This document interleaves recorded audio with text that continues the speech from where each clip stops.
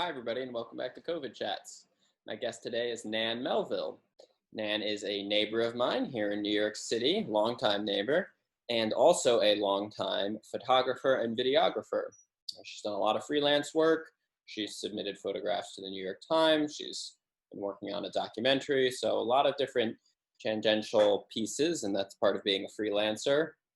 And as such, some difficulties have arisen, especially of late with this pandemic and a lot of her work being wiped out, seeing as most events still aren't happening and maybe won't be happening in the city for a little while as things get rescheduled and such. So she asked me for some advice, and I tried to give what I could from what I know and just my knowledge of doing some freelance content creation and things of that nature. So some of this chat is might seem like me lecturing, but don't worry. I wouldn't just do that to a guest unless she had sort of asked for me to give some advice and to say what I knew about the industry of freelancing and just maybe sort of a younger spin on the field, because that was something that she remarked, and we talk about a bit, is that a lot of people my age, young people, are just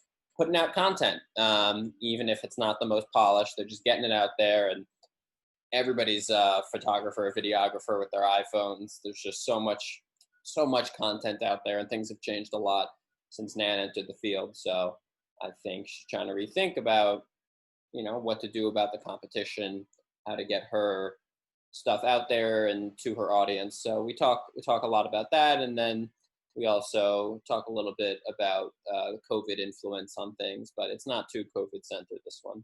Still, I think it's a great episode and certainly covers a lot of ground in terms of photography. So if you're interested in that, I think you'll like this one.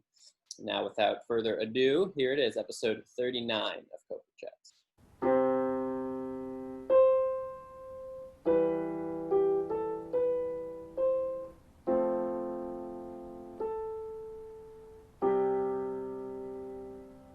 Hello, Nan, and welcome to episode 39 of COVID Chats. Hello, Ruben. Nice to see you.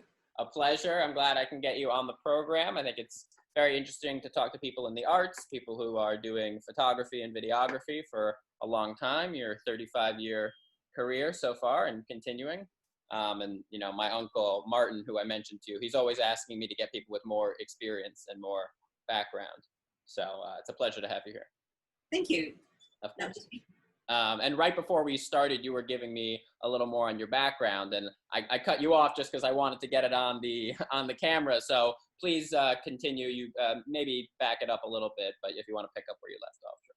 That'd be great. Okay, super. So as I was telling you, I'm originally from South Africa, as you can possibly hear from the accent. Yeah. And when I was there, I was an English and drama teacher at high school level, and as well I did quite a lot of work producing or helping to direct amateur dramatics and dramas and plays in other schools. And a lot of these were actually coloured schools. In the Cape we have distinction of the races there, and the mixed races, they're called coloureds. Wonderful people. They've got this most incredible sense of humor, and many of my friends are from there and have added so much to my life. And I was telling you, I was the first white woman to produce an all-coloured cast. We did 12th Night for the Leone group in Cape Town at the time. And so I'm very interested in all the arts, and graduated at Rhodes with a BA in English and in speech and drama. And it was sort of happen chance that I landed up being a photographer. I was living in Cape Town, and a job came vacant through a friend very casually, and he said, "Why don't you apply for the assistant photographer of a very big arts organization, PACT, at the time in the Transvaal." And I was very reluctant to leave Cape Town, my family there, and the Cape, which I love, and the sea, which I love. But my good friend Peter said, Terry said, well, it'll still be there, you know. So I said, okay. And just like that, you're convinced. convinced. And you've got to take leaps. And I guess this is what, you know, we all are learning, even with this COVID, is just another leap, really. A sidestep or a refocus or reinvent or whatever it is. And of course there, as a photographer, I worked with the ballet, the opera, drama, music. Everything was wonderful exposure, amazing visiting artists, and it sort of gives you an international feel. And then I felt that I wanted to do more in video, and there wasn't really much training at that time in South Africa for video, and it was used in the theatre, but I thought it was very bad. And the other thing of it was, why was it bad in the theatre? Oh, just technically, you know. Okay. Yeah. And also we had lovely visiting and famous visiting people who would choreograph new ballets like Chusango, Jack Carter, many famous singers, including Sonia Oreo, many of them. And I felt that those performances should be organized, should be recorded. And in a sense, Ruben, not patting myself on the back, I've always had ideas kind of ahead of my time, and I've spoken about them, but you know, you've sometimes got to be in a position to actually follow up on them and make them happen. Yeah. And I think that's what many young people are doing better now. You know, even like yourself, you have an idea and you think, well, let me have a chat show, and you just jolly well get on with it. And I mean, another innovation that I thought about, which was very new at the time, was having a show taking place, a film taking place in the theatre, but showing it from backstage, all different angles, you know, and the hierarchy at the theatre said, oh, you know, no, nobody wants to see that. Right. Just after that, the backstage movies just came out all over the show, especially in dance, you know, people perspiring in the wings, and I had amazing sort of ideas, I must say. And then they all happened that somebody else was doing it. Right. So I guess what I'm saying here is I admire people like yourself and like so many others who actually have a good idea and follow it through. And if I've ever got a message for anybody, since to me the great message giver, is that follow up on your ideas. When you are introduced to somebody, go home and write the email immediately or make the phone call the next day. Because so often you think, oh my golly, if only I had whatever.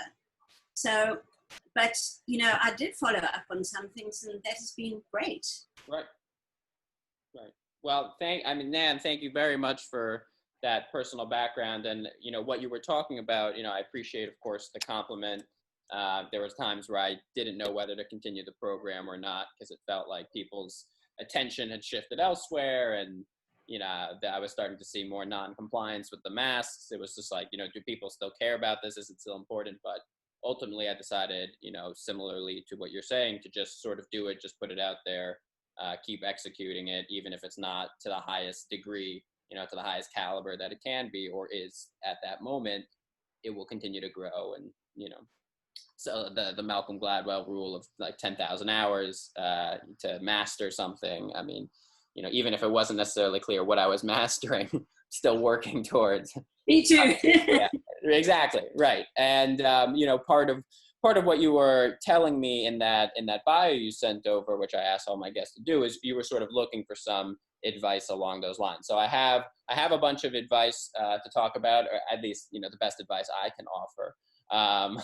But before we do that, I always like to ask my guests, you know, how are you? How have you been doing during this pandemic? And has any part of your history or your roots and those connections helped you through this?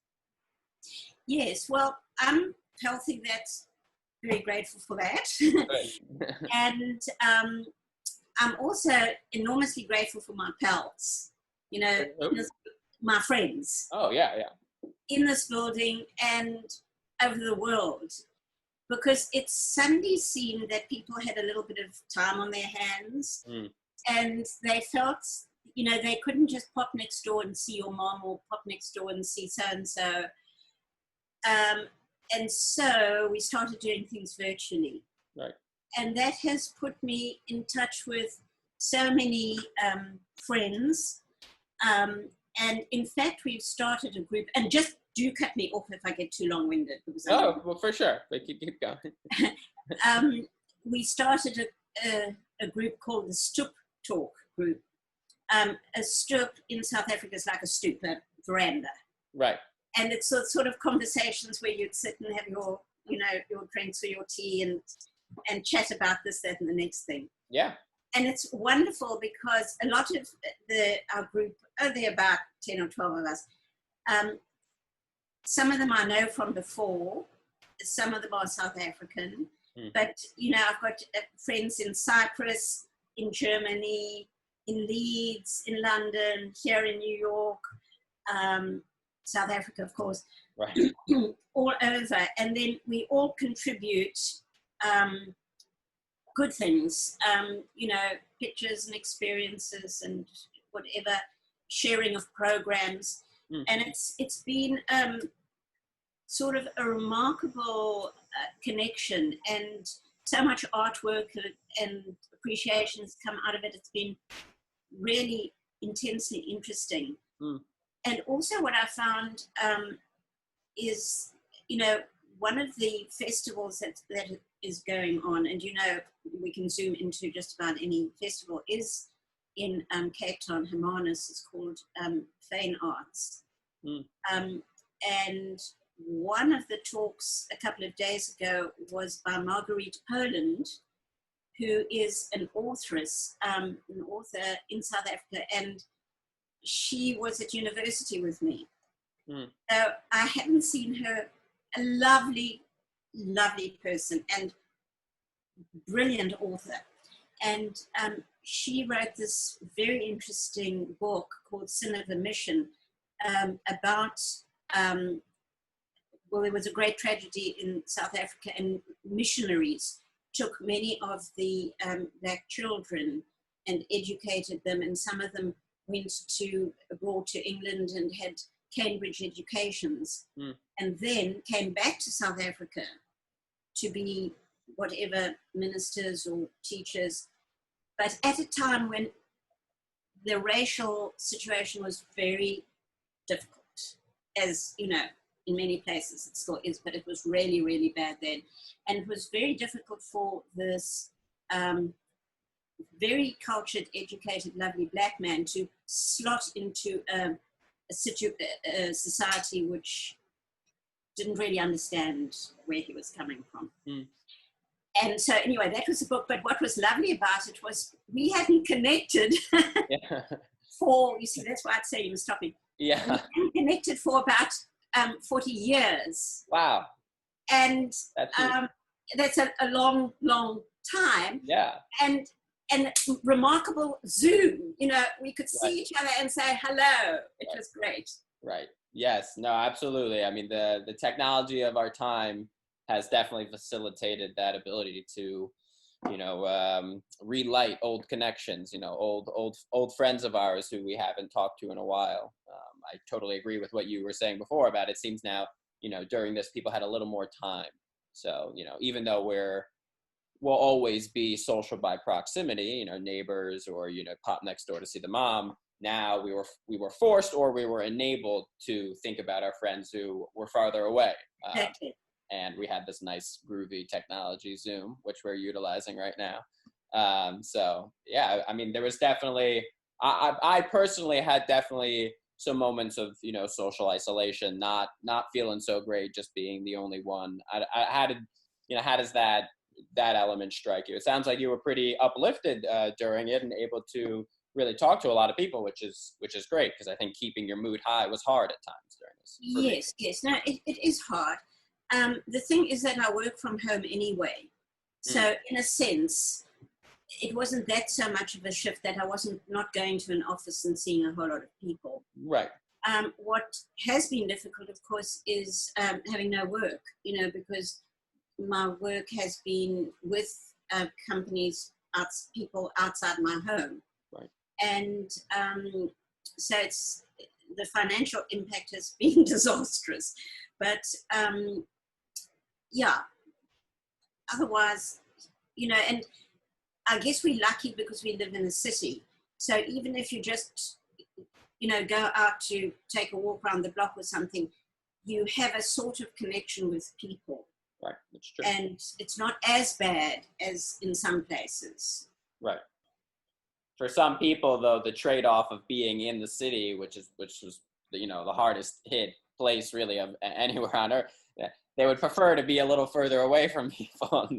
But it's great. No, I mean, I love the perspective, and it was something that helped me a lot as well. Was that when I would go out for a little walk, I saw everybody out. Everybody was in the same boat, and you could visual. It was easily visual. You know, it was in front of our line of sight. There was no denying it. And I think that also made it, you know, we heard the ambulances. It was a very visceral time, and still is, but it was, especially at that peak. And there was a togetherness that we felt, that, you know, the 7 p.m. cheer. I don't know if you. Yes. Oh, yes. I've photographed and videoed quite a few different. Well, that's a perfect segue, actually, because I'm wondering, you know, how much photography have you done the past few months of quarantine, masks, protests?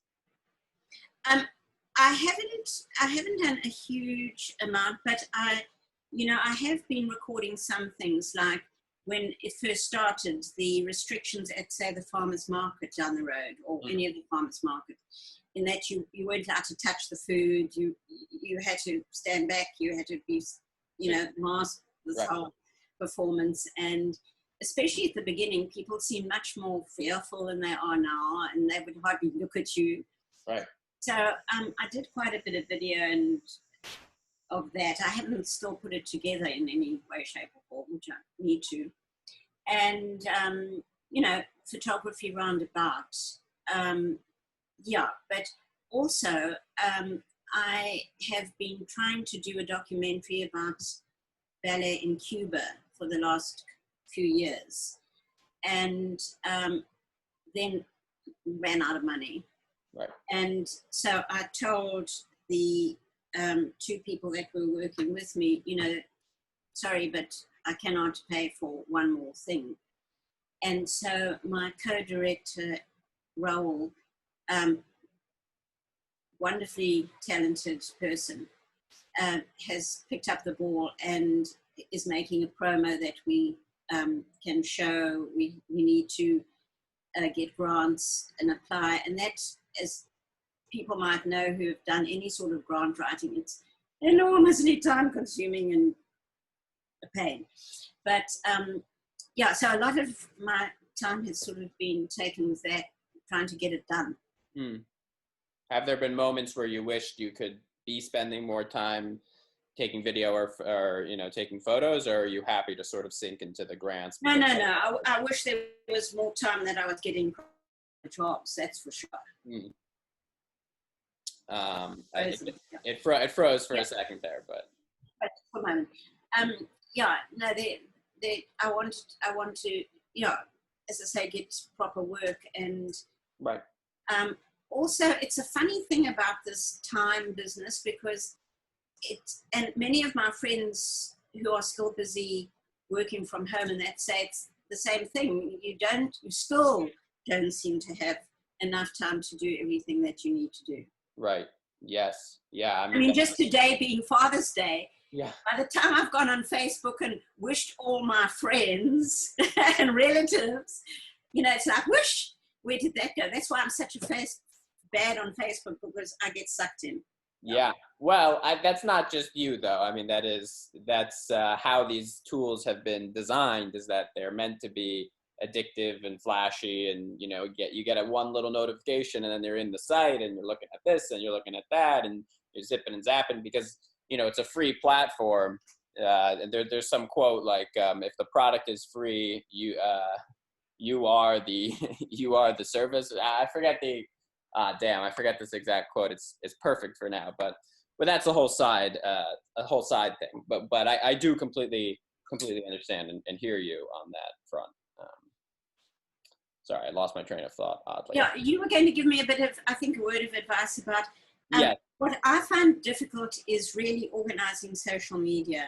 I guess, because my mindset is not on that. I mean, you've got to appreciate the fact that when I started doing, say, dance photography, you have 36 frames on your camera in your roll of film. And then you've got to change it in the middle of the performance, quietly, without, it was a mission.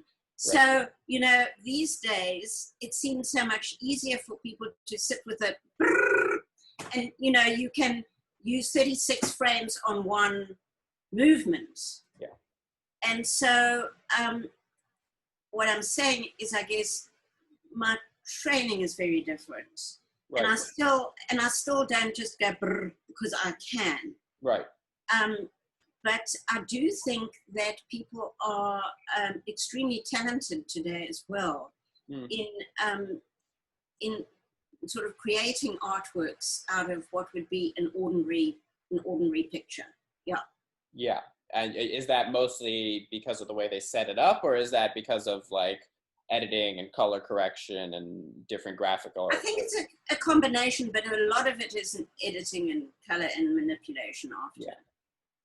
Yeah, some people say that kind of sullies it in a certain way, but I think that's just sort of the new digital, I mean, not even the new digital age, it's been for a while, but, yeah, digital is definitely the quote unquote future. I still think there is a path for analog. You shoot more on digital now, or still with a class? Oh, no, I haven't shot film for years. Okay. I was working for the New York Times at the time as a freelancer, and my editor, who was lovely, I would do, some of the performance in film and the other performance in my digital camera, and he said, listen, this has to stop. No more film. More film. We're over it. Yeah, I mean, digital, it's a lot easier on the... But the thing is, in those days, especially for dance, it was a nanosecond behind what the film cameras were doing at that time. Just a fraction, but in dance, just a fraction is a miss is as good as a mile, Right. So do you think that slight delay, that worked to the advantage, or that was for me, it was a disadvantage. For you, it was a disadvantage. Because I was so used to the moment like that. Right. That when it was, you can't even show how different it was, but it was just enough. And then you were trying to learn how to press the shutter to get the moment. Right. And the funny thing is that we were all saying, when you don't see what you've taken, you know that you've got it. If you can get your head around that, Kotzen. Right. Yeah, no, it's like seeing the frame slightly, the frame you're going to want ahead of the frame that you have, which is... half frame, quarter frame. Right. Well, that makes it even harder when you get into the fractions on it. In terms of advice, though, social media is definitely, it's a very hard place to navigate, especially for people who aren't a digital native. And yes, I think, as you mentioned, things have changed very quickly over the years, especially of late, like this last decade. Just, the new kingpins of social media. Instagram is probably the largest one in terms of influence, I'd say. But there's also, of course, TikTok, and Facebook is huge and a legacy, despite people's issues with privacy and things like that. And it all does seem to be sort of controlling more and more, maybe that it wasn't set out to be. So it can be a lot to navigate, and certainly because, as you mentioned, a lot of younger people are executing on things, maybe even if they aren't of the highest quality, there's just so much more out there, and there's sort of a flood of it, and that's also difficult to navigate. So I totally get the whole thing being stressful, and it is certainly, I'd say, not only for you, it is for me, just taking in all that information, one, trying to understand it, but two, just the wave of it and the constant motion of it, similarly to the addictiveness that I was mentioning before, it can be a lot. So I would say part of the solution and part of mastering it, at least for me, has been to do it selectively, and to be very critical about where I apply my time. So sort of LinkedIn is one of the platforms that I post to the most. I'll post clips of this series and tell people what's going on, and comment on other people's statuses, wish people congratulations for promotions and things like that, because I feel like it's more centered around something that's worthwhile, productivity wise, and it's a growing platform, so you have a higher chance of getting people to hear and see what you're doing, and people are more willing to connect. So that would be one piece of advice, would be to utilize LinkedIn. And I mean, if you have a legacy site that you like a lot, like Facebook, if that's one that you post to, then certainly keep doing that. I have got LinkedIn. You have got LinkedIn. But I must up my game on it. My friend Dan always is telling me, post, and then a week goes by, and then 2 weeks goes by, and then, you have to start all over again. So Right. Well, part of it is rethinking the post also. Not every post is just, a couple of sentences. It can just be a picture. And then it can be you can pose a question to the people who are in your group, like, what do you think about this? Or here's something I noticed. And the big buzzword is engagement. And it's just likes and comments, or reactions and comments. And the more of those that you're getting, the higher you'll be in people's feeds, the more quote unquote status or clout that you can then use. So, and you have a lot of background of just, great art that you've already taken. Like, I mean, you can be putting, I don't know how much of that is directly on LinkedIn, but you could do like a piece a day and talk about it, something like that. That's an idea. Yeah. Now you talk about groups. I mean, are those your follows, or what is a group on LinkedIn, for example? Did I say groups? By groups, I just meant, people who you've connected with, your network on LinkedIn. But there are also LinkedIn groups, so you can definitely, and those are popular places to post. And so you could join photography groups, you could join freelance groups, you could join videography groups, you could create your own group around your interest and then bring people to you. So that's something that I'll mention also with social media, and with every piece of content essentially being out to a unlimited number of eyeballs. Focus on where you think your audience is. So sort of narrow that down so that you don't have to worry about getting it everywhere, and just sort of try to get it to the people who you think would be interested in it. So that ties into sort of making your own group around potentially dance photography, and then you share some of your work, things like that, articles, history, because you also already have some of that background, so it's easy to just utilize that knowledge. Pay it, the buzzword there would be pay it forward. That's what you say. Pay it forward, all right. Pay it forward. And it's hard not to be so cynical about these things, and I am cynical about it, but at the same time, I kind of understand how the machine works a little bit. Right, it's important. It is important, I know. It can feel a little narcissistic or silly at times, so it's a web to navigate.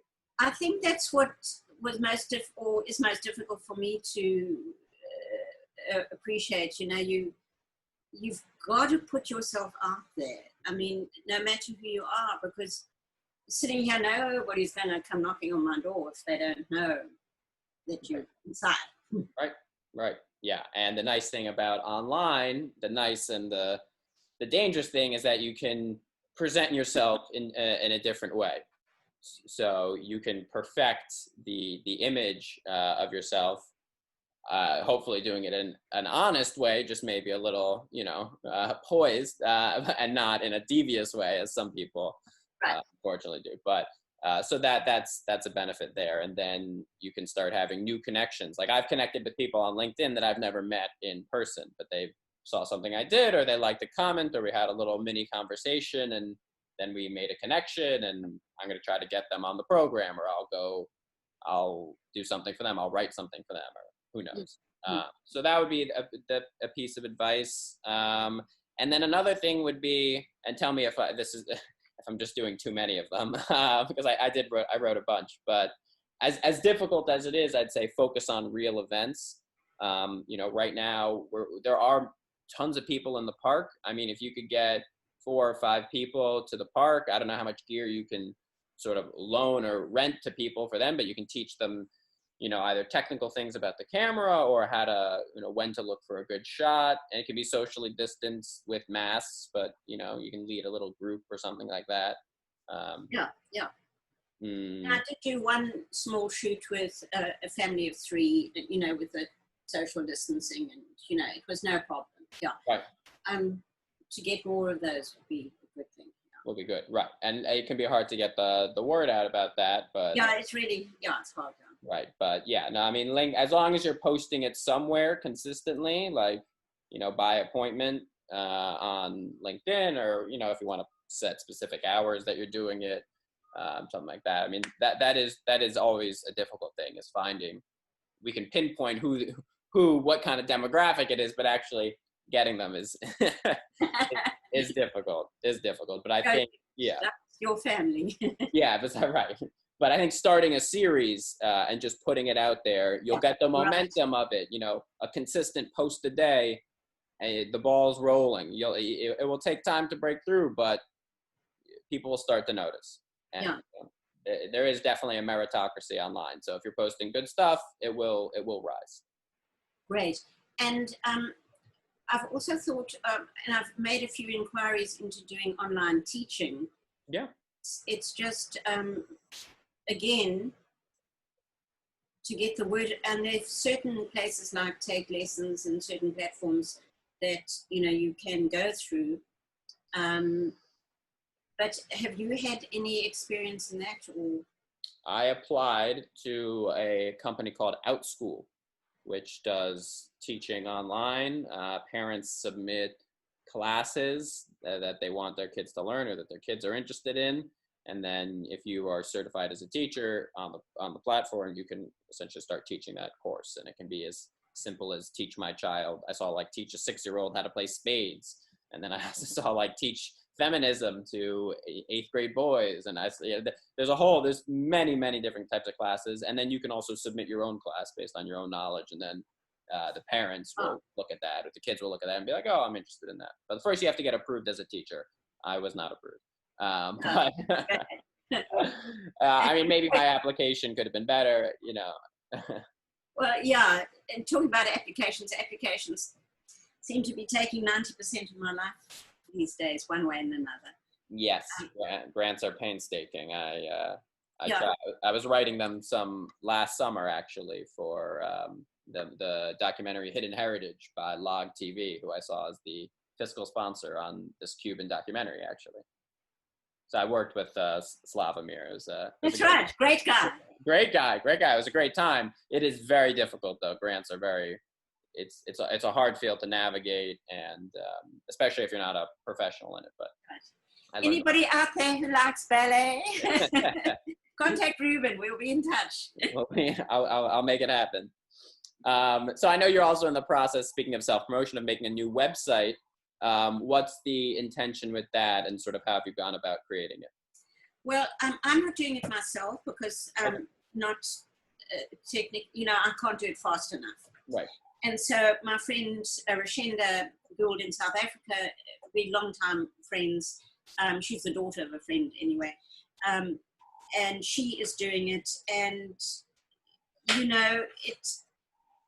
it requires, you have to, I said to her recently, so where are we? Because it's sort of been hanging up, been supplying pictures. She's been trying to make head and tail of my captions and sort. And then she wrote to me the other day and she said, I've got 4,500 pictures of yours or something. And I thought, that's one hell of a lot of pictures. Nobody's going to sit and go through those. So then I know you have to just put up the best of the best. But when you sit here and you're going through everything, and there are several bests. But I guess what, then I had to think about what I was trying to do, as you always have to do.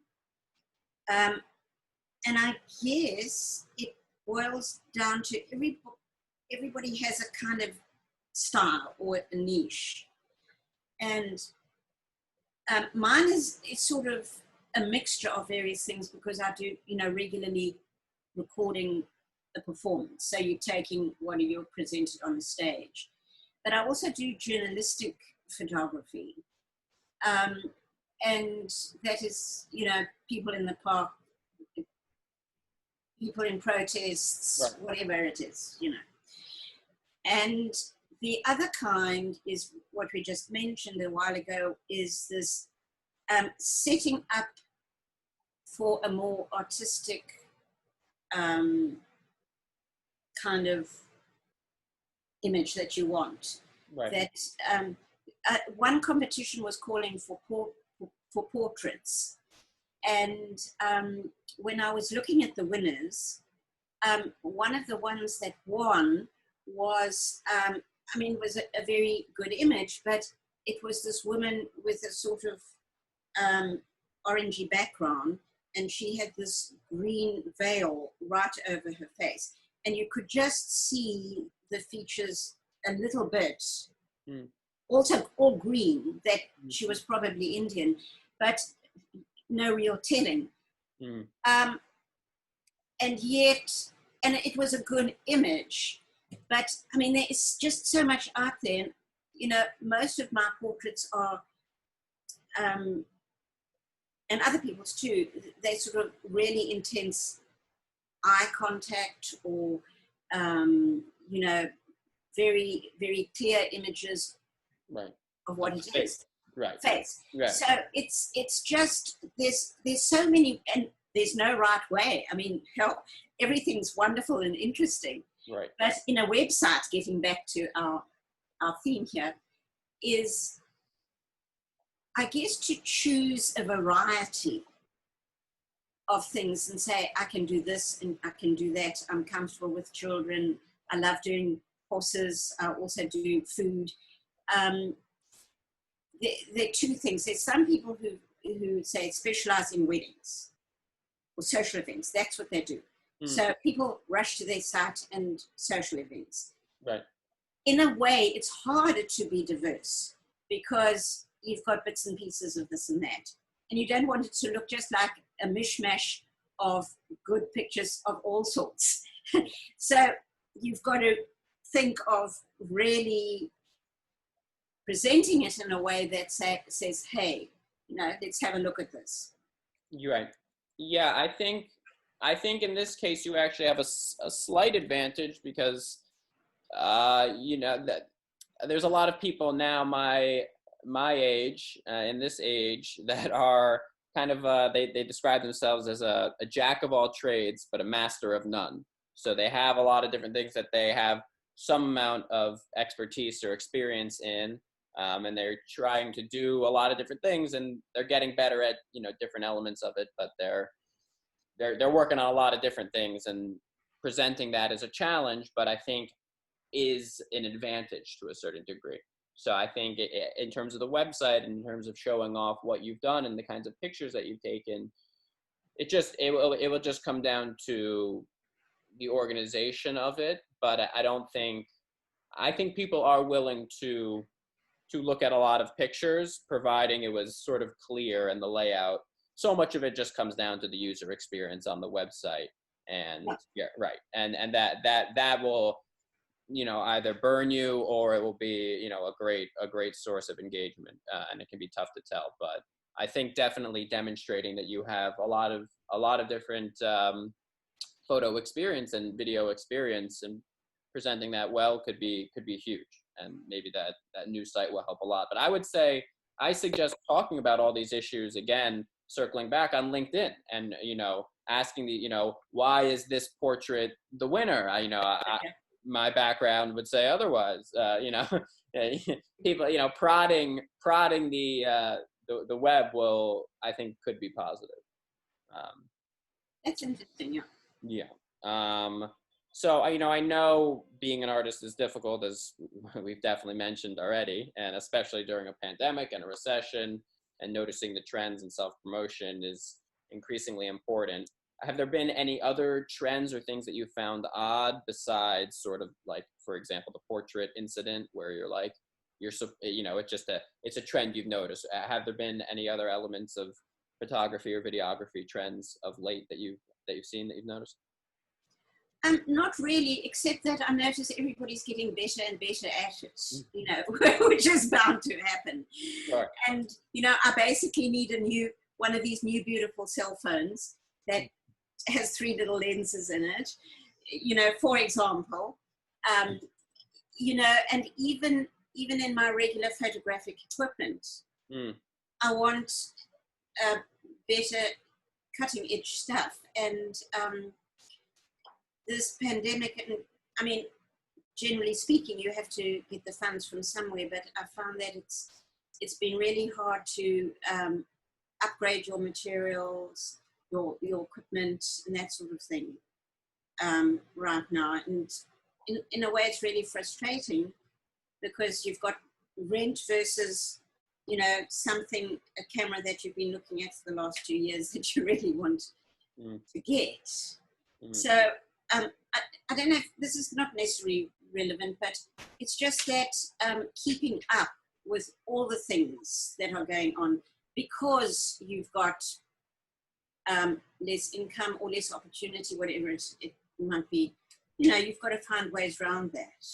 Yeah, no, you're absolutely right there. I mean, my phone is cracked right now, but it still works, so I'm not going to replace it yet. But tech, as you pointed out, tech moves at an incredibly fast rate, so you can feel like we're always behind. But again, the flip side of that would be that because it moves so quickly, last year's model is still, great, still fantastic, and will last you a long time, but it's immediately going to get slashed in price when next year's model comes out. So if you just buy like a year behind and you take good care of your things, they can last you 3 or 4 or 5 years, as long as you don't drop your cell phone, like I did right there.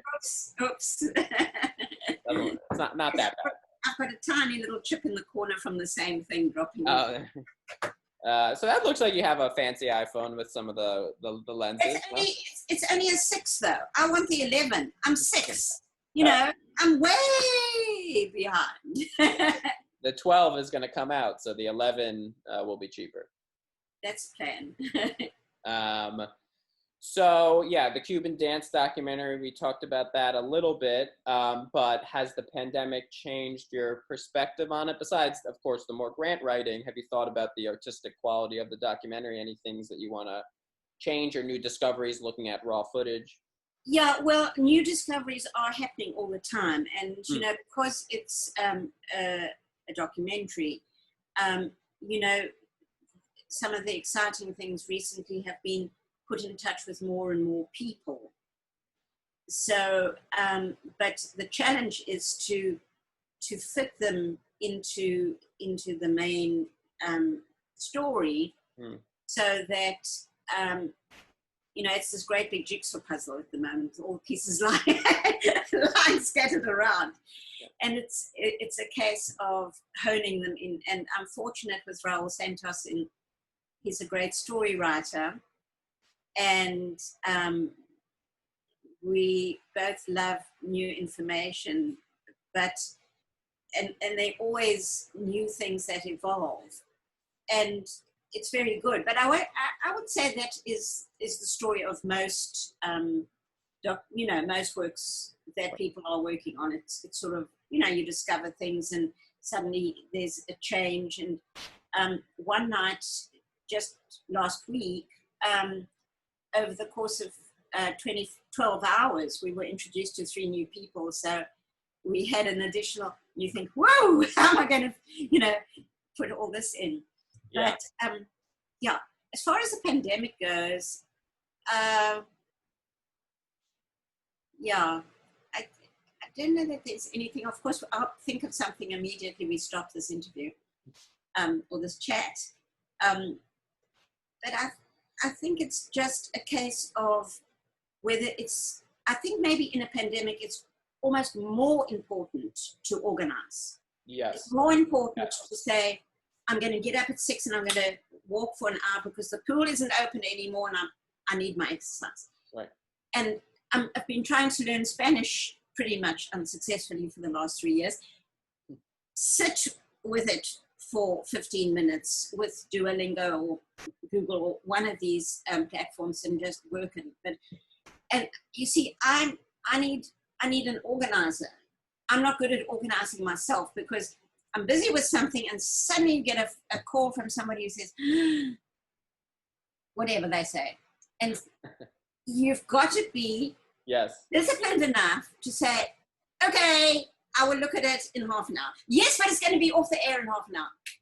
You know, so I think that organizational thing is something that this pandemic has really sort of brought, because I've got to make time to select certain pictures for the website. I've got to caption those pictures, which sometimes takes a while because you think, oh, when was this again, or who is it again, or, you know, whatever. So it is fighting distraction, not to the point of making yourself a boring person, but really having more structure in my life. Yeah. I can hear my friends laughing their heads off. It's definitely, it's a very real thing. It's something I think a lot of people my age are thinking about a lot. I mean, I've seen plenty of people talking about how they wish they had better productivity techniques, or, you know, they wish they were me. Yeah. Yeah. Well, but I mean, a lot of people I've met have been like that. You know, they want more organization in their life, but they don't necessarily know how to go about it. I certainly have struggled with that at times. During the pandemic, I picked up this technique called the Pomodoro technique, where you break things into little chunks, sort of 25-minute chunks, with punctuated by 5-minute breaks. And then after the third cycle of that, of 25 minutes on, 5 minutes off, then after the next 25-minute Pomodoro, you take a 15-minute break. And then you restart the cycle. Now, in those breaks, it doesn't mean like you're not doing anything, but you do something smaller or a different task. Like I would wash dishes or go to the bathroom or water the plants or, you know, clean up some stuff, and then you jump into the next task. So I found that to be helpful, but then again, you do run the risk of becoming a little bit of a boring person who has to think of everything in little blocks. But it can work. It can work wonders. But yes, and I think it keeps you sane. I think part of my insanity comes from, and I mean, I do have friends who've given courses like Nosheen Lamb, very, you know, helpful, and their message, as you say, is take it in doable chunks. Don't say I'm going to clean the whole of the apartment today. You know, too much. So I'm getting my head and my action around that sort of stuff. Yeah.